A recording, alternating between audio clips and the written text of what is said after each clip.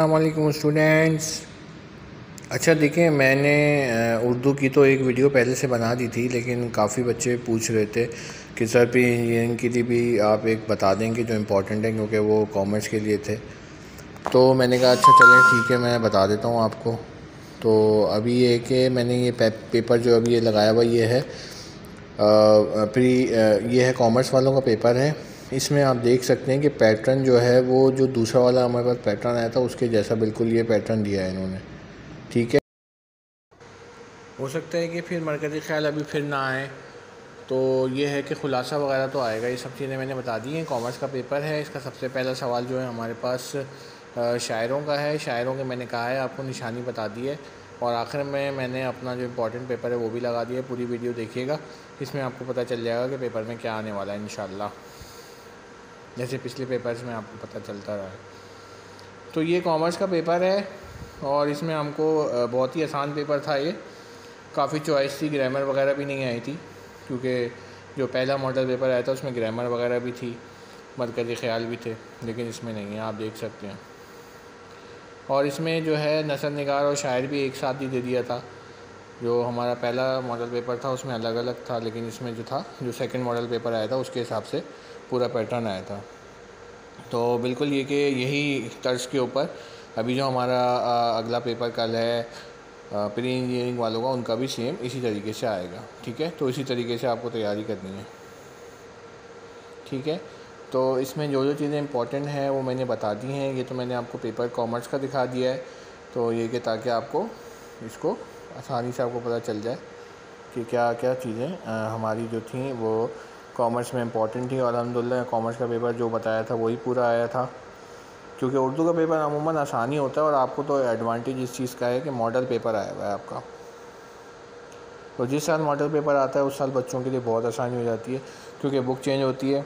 तो ये है कि बच्चे जो है वो मॉडल पेपर को ही फॉलो करते हुए आगे चलते हैं और एग्ज़ाम में वो चीज़ें आ जाती हैं।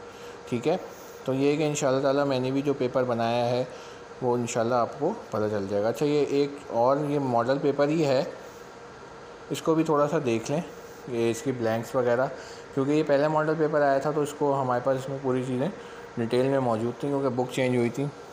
तो ये कि ये भी 2022 का ही मॉडल पेपर है, लेकिन ये कि इसके बाद एक और मॉडल पेपर आया जिसमें बताया गया कि किस तरीके से पेपर आएगा। और अभी जो कॉमर्स का पेपर आया उसी पैटर्न पे आया जिसमें मरकज़ी ख्याल उन्होंने नहीं दिया, और जो बंद की तशरीह थी उसमें उन्होंने लाजमी करार दे दी थी।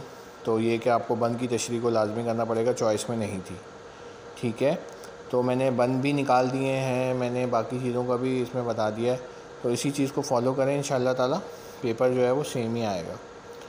और इसी साथ साथ मैंने इक़्तिबास की तशरीह का भी बताया हुआ है, और थोड़ा सा मैंने अच्छा ये कि शेरों का मैं बता रहा हूँ कि बच्चे पूछ रहे थे सर इतने सारे अशार हैं कैसे याद किए जाएँ गज़लियात के, तो उसकी भी निशानी मैंने बताई गई। जैसे मीर तकी मीर की 2 गज़लें हैं, तो उसमें यानी कि एक में जो लास्ट की चीज़ होती है उसका हम निशानी बता देते हैं बच्चों को।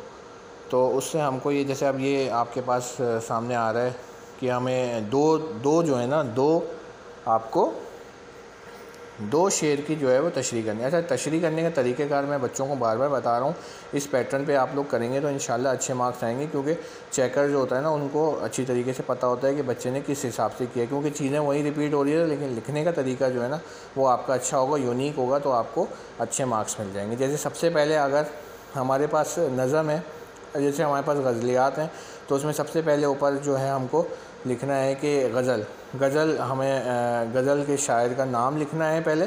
जैसे मीर तकी मीर शायर का नाम हो गया। ठीक है, उसके सबसे पहले हेडिंग आएगी, जैसे गज़ल होता है उसका शायर होता है और सबक का मुसन्निफ़ होता है। तो क्या लिखेंगे आप, शायर का नाम, ब्लू से हेडिंग डालेंगे, उसमें नाम लिख देंगे मीर तकी मीर।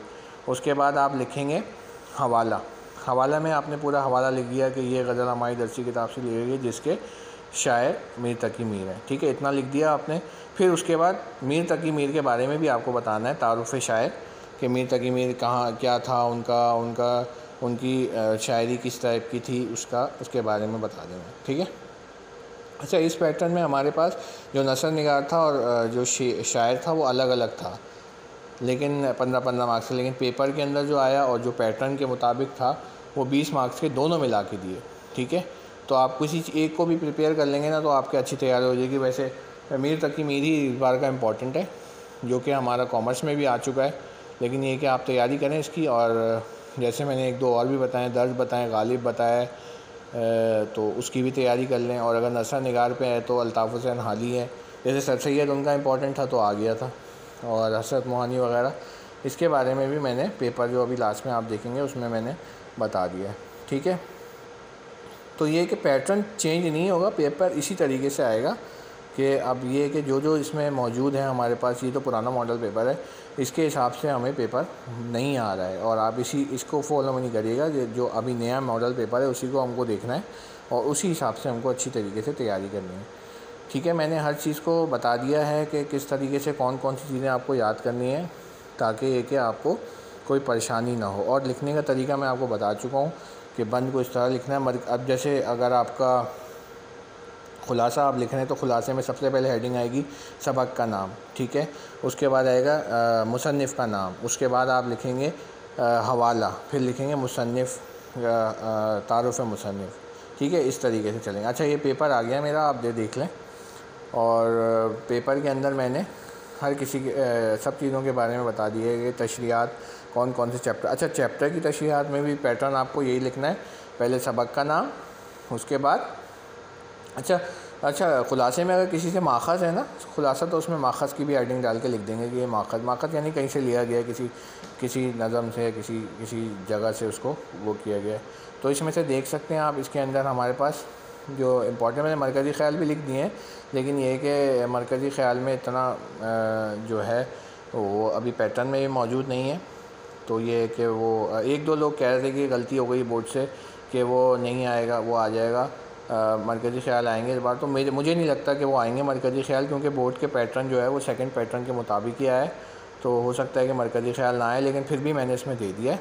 ठीक है, अब बेगम की बिल्ली जो है खुलासा, वो मोस्ट इम्पॉर्टेंट है प्री इंजीनियरिंग वालों का, और जो है मर्द मुस्लिम जो है ये मरकज़ी ख़याल इसका इम्पॉर्टेंट है। ठीक है, इसी तरह मीर तकी मीर का बताया मैंने, मिर्ज़ा गालिब है, अल्ताफ़ हुसैन हादी हैं, इन सब की प्रिपरेशन अच्छी तरीके से करें। बंद भी मैंने बताया हुआ है कि बंद इनके पढ़ लें आप। अच्छा, तशरीह आप जैसे आप 5 मार्क्स की है ना तशरीह, तो उसमें आपके 3 मार्क्स जो है ना हवाले और उसके तारुफ़ शायर के, इसी हिसाब से बनता है। और बाकी तशरीह जो होती है वो 2 मार्क्स की होती है, उसको आप जो भी आपको समझ में आ रहा है ना उसी हिसाब से आप लिख लें उसको, तो इंशाल्लाह तशरीह तो बनी जाती है। बच्चों को इतना तो समझ में आता है। इमले की मिस्टेक नहीं हो, ब्लू मार्कर से हेडिंग डालें, उसके नीचे 2 लाइनें ब्लैक मार्कर से ब्लैक पेन से कर दें, ब्लैक पॉइंटर से, ताकि जो देखने वाला है उसको अच्छा लगे। ठीक है, उम्मीद है कि आपको ये पेपर भी मैं ग्रुप्स में भी सेंड कर दूँगा ताकि इंशाल्लाह बच्चों को फ़ायदा हो सके। ठीक है, अपना बहुत ख्याल रखें और चैनल को सब्सक्राइब कर लें ताकि अभी और जो पेपर बचे हैं वो वीडियोज़ आती रहें और आगे भी इंशाल्लाह वीडियो आएगी। Thank you so much.